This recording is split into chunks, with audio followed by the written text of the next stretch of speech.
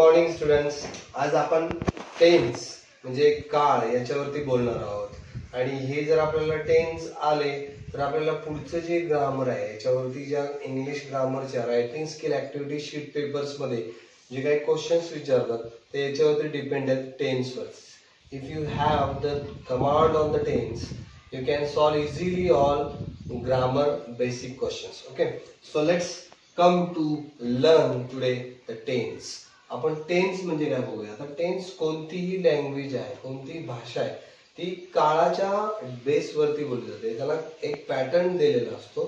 जसे की एखादी ट्रेनच्या पटरीतूनच जाते, तिला दिलेला जो ट्रॅक आहे तो ट्रॅक मधूनच जाते. तशी कोणतीही लँग्वेज आहे तिला टेन्स हा एक पॅटर्न दिलेला आहे, ट्रॅक्स दिलेला आहे. तो ट्रॅक्स आपण बघूया. तर टोटल तुम्हाला माहित आहेत किती टेन्स आहेत? 12. टोटल किती टेन्स आहेत? 12. 12 टेन्सेस आर देयर. 12 प्रकारचे काळ आहेत. आता त्याच्यामध्ये आपण बघतो की त्यातले 3 मुख्य प्रकार जे आहेत ते मी इथं सांगणारच आहे तुम्हाला. इथं समजा पहिला जो आहे तो प्रेझेंट टेन्स असेल. Present tense present tense. Second जो आहे पास्ट टेन्स. आणि थर्ड जो आहे तो फ्युचर टेन्स. बघा, present tense, past tense, future हे मेन 3 टेन्स आहेत. आता या 3 टेन्स मधलेच प्रत्येकाचे 4-4 टेन्स आहेत. ठीक आहे, प्रत्येकाचे म्हणजे simple present tense, continuous present tense, perfect present tense, perfect continuous present tense, असे 4. याचे पण same as it is, same as it is. अशा पद्धतीचे 12, 4 3 12, 12 काळ आहेत. आणि ह्या 12 काळामध्ये कोणतीही भाषा बोलली जाते. आणि आपल्याला याचं कमांड आलं की तुम्ही कोणतंही बेसिक ग्रामर, कोणतीही लँग्वेज बोलू शकतो आपण. आणि English is very easy if you have a practice. If you speak every day then it is very easy.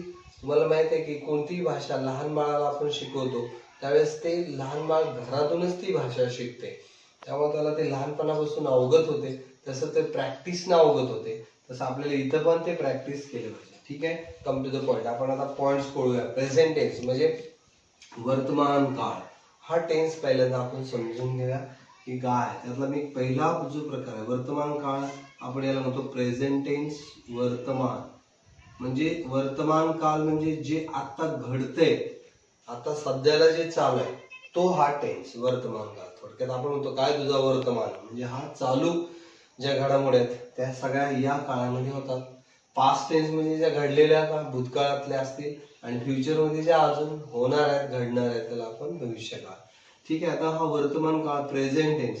याच्यामध्ये पहिला जो टाईप आहे तो आहे simple present tense. Simple present tense हा पहिला जो आहे टॉपिक, सिंपल प्रेझेंट टेन्स. त्याला आपण मराठीमध्ये काय म्हणतो? साधा वर्तमान काळ. साधा वर्तमान काळ, सिंपल प्रेझेंट टेन्स. याच्याबद्दल आपण बऱ्याच वेळेला शिकलेलो आहे. We had learn already about the simple present tense. बहुत बार हम पढ़े हैं. सिंपल प्रेझेंट टेन्स म्हणजे साधा वर्तमान काळ की जो नेहमी घडणाऱ्या घटना, मी मुद्दाम इथे लिहितो नेहमी घडणाऱ्या घटना. नेहमी घडणाऱ्या घटना. Always happening things. Always happening things. इथे सगळ्या always happening things. Always happening things. ज्या नेहमी घडतात घटना का सिच्युएशनला आपण काय म्हणतो? Simple present tense. मी याचा फॉर्म्युला देतो. फॉर्म्युला जो असेल, फॉर्म्युला काय असेल? फॉर्म्युला सब्जेक्ट आपण पहिल्यांदा वापरतो. सब्जेक्ट प्लस दुसरा काय असतं? सब्जेक्ट प्लस वर्ब 1 असतो. वर्ब नंबर 1 असतो. नंतर वर्ब नंबर 1 झाल्यानंतर object. Okay.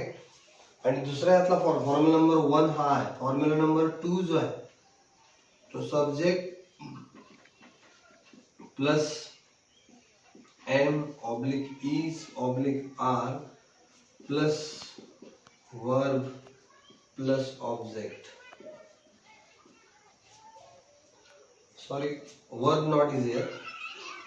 am is are direct plus object. This is not verb, only am is are. Okay, these helping verbs we can use. Okay, but still now you can learn only this is subject plus verb 1 plus object. Okay, now how can you identify the simple present tense? तुम्ही साधा वर्तमान काळ कसा ओळखू शकता? तर पहिल्यांदा subject असतो, त्याच्यामध्ये वर्ब 1 असतो, ऑब्जेक्ट असतो. आणि साधं म्हणजे हेल्पिंग वर्ब वरून एम इज आर आणि सब्जेक्ट आणि ऑब्जेक्ट फक्त असेल तर तो तुमचा काय असतो? सिंपल प्रेझेंट टेन्स असतो. बरोबर. ही इज बॉय हे सिंपल प्रेझेंट टेन्स मधलं he is boy. He is boy. Boy is object. Okay. Is helping verb and he means subject. That is. And now we are going to learn about the statement. हा simple present tense जो आहे तो कुठल्या कुठल्या statement साठी वापरला जातो? कुठली कुठली स्टेटमेंट मी अगोदर सांगितले. नेहमी घडणाऱ्या घटना, ऑलवेज हॅपनिंग थिंग्स. समजा नेहमी घडणाऱ्या घटना कुठल्या कुठल्या असतो? मी दररोज दूध पितो, मी अभ्यास करतो, तो शाळेत जातो, झाडाची पाने हिरवी असतात, झाडे आपणास ऑक्सिजन देतात, सूर्य पूर्वेला उगवतो, सूर्य मावळतीला अस्त होतो, दर 15 दिवसांनी अमावस्या येते, दर 15 दिवसांनी पौर्णिमा होते. या सगळ्या गोष्टी आहेत, या नेहमी घडतात, पिरियडिकली घडतात. आणि म्हणून आपण त्यातला कोणता टेन्स वापरतो? त्याला सिंपल प्रेझेंट टेन्स. बरीचशी मुले हे विसरतात की simple present tense where it is used actually. तर actually we are using for always happening things periodically. मग आता आपण इथे एक बघूया आपण हॅबिट. याच्यामध्ये सिंपल प्रेझेंट टेन्स मध्ये काय काय येतात? समजा एखाद्याचं हॅबिट येत असेल, बरोबर. हॅबिट म्हणजे सवयी, सवयी येत असेल. नंतर तुमचं ट्रूथ येत असेल, ट्रूथ, बरोबर. सत्य एखादा बरोबर. एखादा थॉट येत असेल, म्हणजे एखादा सुविचार येत असेल, थॉट येत असेल, हॅबिट, ट्रूथ, थॉट, याच्या गोष्टी आहेत नेहमी घडणाऱ्या. आणि ऑलवेज हॅपनिंग थिंग्स नेहमी घडणाऱ्या घटना, बरोबर. या सगळ्या गोष्टी सिंपल प्रेझेंट टेन्स. सपोज एखादं एक्झाम्पल मी घेतो. आता महत्वाचं एक्झाम्पल आहे. अजून एक मला रूल सांगायचा आहे. यातला एक्झाम्पल घ्यायच्या अगोदर मला रूल सांगायचे की रूल्स, पहिले जे रूल्स आहेत ते रूल्स बघूया. पहिला जो रूल्स आहे, पहिला फर्स्ट रूल काय? रूल सिंपल प्रेझेंट टेन्स हा पहिला फॉर्म्युला तर दिलाय मी. फक्त जो आहे जेव्हा इफ, बघा जेव्हा इफ म्हणजे जेव्हा ही she it, he she it हे जेव्हा सब्जेक्ट असतील, if he she it subject, मी इथं शॉर्ट मध्ये लिहितो, सब्जेक्ट असतील तेव्हा तुम्ही काय करायचं आहे? हेल्पिंग वर्बला, हेल्पिंग वर्ब, हेल्पिंग वर्ब म्हणजे कुठली? Am is are. या एम इज आर ला एस और ईएस अप्लाय करायचा आहे. If he she it subjects are there we can use helping verb. What is helping verb, main verb, main verb. We can apply the main verb s or es. Main verb ला आपण काय लावायचं आहे? s or es. हा पहिला rule झाला. Second जो rule असेल, सेकंड कुठला रूल आहे? If I, we, you and they, these subjects, okay, these subjects we can use no change for verb, no change for verb. Verb ला काही लावायचे नाही. फक्त तुम्ही इथं एस और ईएस निगेटिव्ह वाक्य असेल तर does and doesn't, he she it और राम और सीता म्हणजे एखाद्या व्यक्तीचे नाव. आणि इथं if I, we, you, they, I, we, you, they, he she it, Ram and Sita, s, es, does, doesn't. If I, we, you, they subjects, no change verb, no change verb, but negative ला तुम्ही काय वापरायचा? डो और don't. हे तुम्ही question करायचं असेल, निगेटिव्ह क्वेश्चन करायचं असेल तर डू, डो. इथं मेन वर्ब ला काय लावायचं? एस और ईएस, ही, शी, राम, सीता असेल. क्वेश्चन बनवायचं असेल डज और डझंट, डझंट ऑल्सो, डज और डझंट. ओके. हे जे रूल आहेत, हे दोन रूल खूप महत्वाचे आहेत सिंपल प्रेझेंट टेन्स आहे. आता आपण प्रेझेंट टेन्स कडे जाऊया. एक्झाम्पल घेऊया. काय एक्झाम्पल्स आहेत त्या एक्झाम्पलच्या बाबतीत बघूया. सिम्पल प्रेझेंट टेन्स आपण बघितले इथे हॅबिट येते, ट्रूथ येते, थॉट्स येतात, ठीक आहे, आणि नेहमी घडणारे हॅपनिंग, ऑलवेज हॅपनिंग मीन्स नेहमी घडणारे घटना. समजा इथे मी एक्झाम्पल सांगतो, राम eats mango. समजा आता राम इथं आला, ठीक आहे, मेन वर्ब कुठला आहे, ईट आहे. या ईटला आपण काय लावलं इथे, एस. आलं लक्षात. Ram eats mango. याला मराठीत जर सांगायचं असेल तर राम आंबा खातो. हे झालं सिंपल प्रेझेंट टेन्स मधलं. ओके, राम आंबा खातो. आता हे जर दुसऱ्या पद्धतीत सांगायचं म्हटलं तर आता रामच्या ठिकाणी कोण येतो, ही येऊ शकतो, बरोबर. रामच्या ठिकाणी कोण येऊ शकतो, he eats mango, she eats mango, it eats mango, बरोबर. लक्षात आलं तुमच्या. Sita eats mango. हे वाक्य याला येऊ शकतात. आणि या इटला मेन व्हर्बला काय लावतो आपण, एस लावतो, ठीक आहे. सेकंड एक्झाम्पल इथं मी लावला असा की you eat mango. You eat mango. मराठीत म्हटलं तर याचं काय, तू आंबा खातो. तू आंबा खातो. हे वाक्य झालं, समजलं. तू आंबा खातो, राम आंबा खातो, ठीक आहे. हे इट्स, कारण ही शी इट्स सीता हे सब्जेक्ट येतात. इथं एस मेन व्हर्बला आपण अप्लाय करत नाही. म्हणजेच काय होतंय, इफ यू म्हणजे इथं सांगितल्याप्रमाणे आय वी यू दे हे सब्जेक्ट असतील तर वर्बला एस और s, no change in verb. You eat mango, they eat mango, we eat mango, I eat mango. Here Ram eats mango. इथं फोकस करा. Simple present tense. बरीचशी मुले इथे चुकतात. Ram eats mango, Sita eats mango, he eats mango, she eats mango. S main verb s और es आला की म्हणायचं सिंपल प्रेझेंट टेन्स. आता हेच ऍप्लिकेशन तुम्ही ऍड क्वेश्चन टॅग मध्ये वापरता, हेच ऍप्लिकेशन तुम्ही चेंज द डिग्री मध्ये वापरता, हेच ऍप्लिकेशन तुम्ही डायरेक्ट स्पीच मध्ये वापरता, हेच ऍप्लिकेशन बऱ्याचशा ग्रामॅटिकल इव्हेंट्स मध्ये तुम्ही हे वापरता. म्हणून आपल्याला इथं फोकस करायचं. It is the basic rule of simple present tense. हे लक्षात ठेवायचं. तुम्ही व्हिडिओ बघताना रिपीट करायचे. Ram eats mango, she eats mango, he eats mango, Sita eats mango.